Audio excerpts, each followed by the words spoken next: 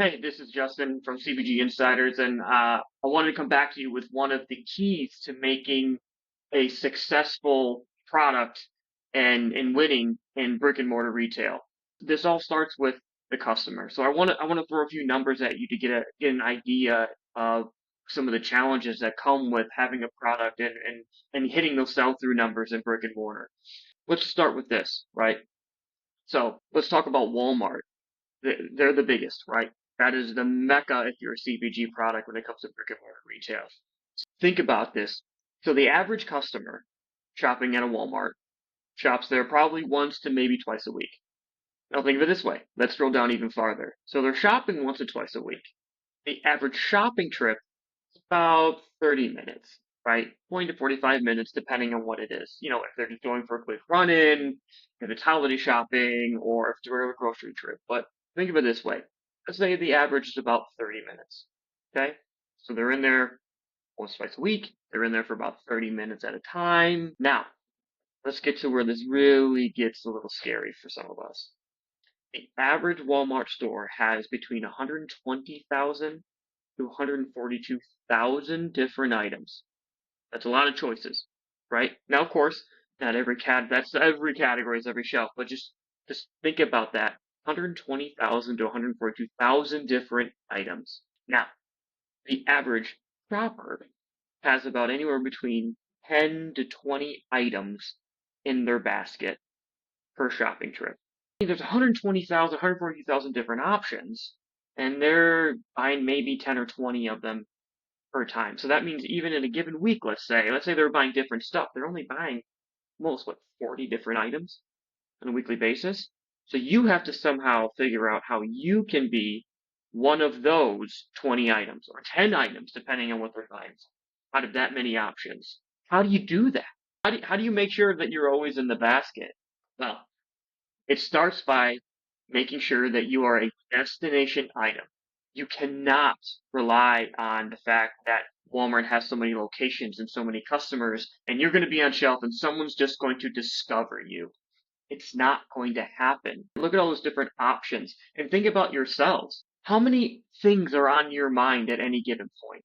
If you're going to the grocery store, do you think all you're thinking about is my shopping trip at that moment? No, you're thinking about work.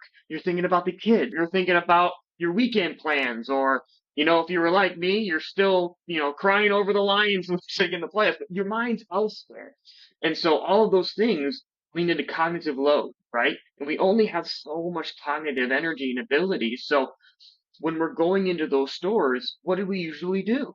We create the shopping list. We have those items that we're in and we're out. And when you go to that shelf space, what happens, right?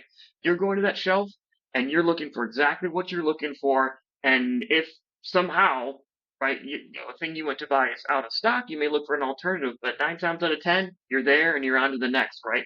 That discovery process, that relaxing shopping trip, it's not the normal activity of a consumer.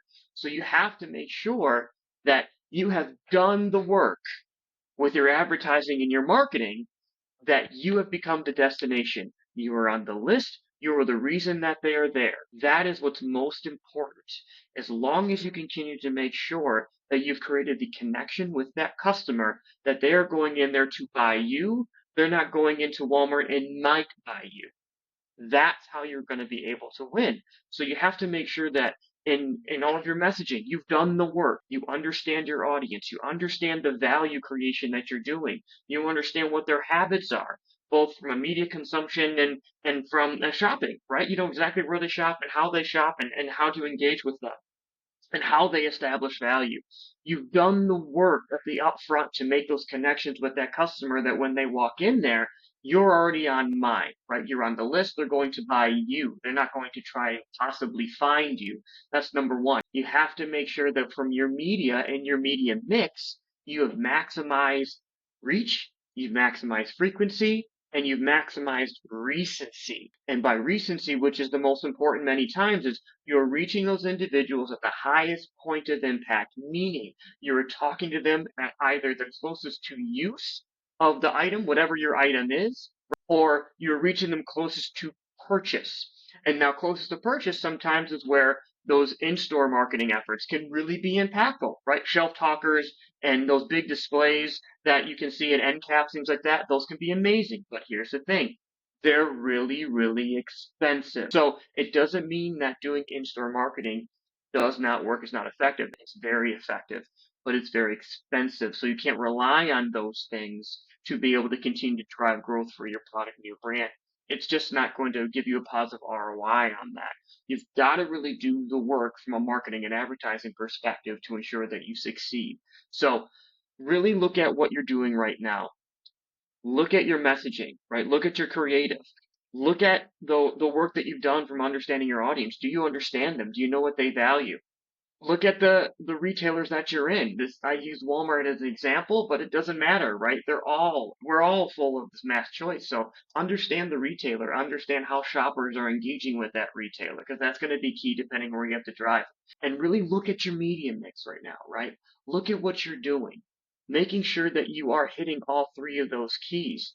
Because if you're not, right, frequency means nothing without the reach. And if you don't have enough reach, especially if you have a ton of ACV in the marketplace. If you're sitting on with your product and you're lucky enough to be doing well, that you've got Walmart and you've got CVS and you've got your Publix and Kroger and you've got phenomenal distribution, then is your message right, but you're just not getting enough reach? Are you relying on media tactics that have extremely high CPMs because the targeting's great, but you're just not getting in front of enough people? Are you running awareness things? You're not really nurturing the funnel enough, so you're not getting those really great frequency touch points that are helping on to hold on to that customer, right? Because remember, when you're thinking about in the e-commerce space, right, it's really easy for us to get a message, hop on our phone, do the research, and then hit that buy now button and get it in a couple of days, right? So that's a very short journey. But when you're talking about brick and mortar retail, you have to make sure that you've engaged that customer, you've gotten their interest, they've decided you're the product I want to buy. Then you got to hold on to them long enough for that shopping trip, right? You got to hold on to them long enough as they go through making a list. And then when they're trying to plan, okay, where am I going to go shopping this week? When am I going to go shopping? And then they actually have to go to the store. So it's a much longer journey. So you have to make sure that you're nurturing that entire journey to make sure that, again, you've become the destination. So take a look at everything that you're doing. Make sure that you're doing the work on the upfront to really drive that sale and continue with sale at home. And let me know what we can do for you. I appreciate you spending the time with me right now. Love this space. Love working with CPG brands in the retail space. And so if you have any questions, please reach out to us, CPG Insiders. Subscribe to our YouTube channel and podcast if you want to get more great information. And see you next time.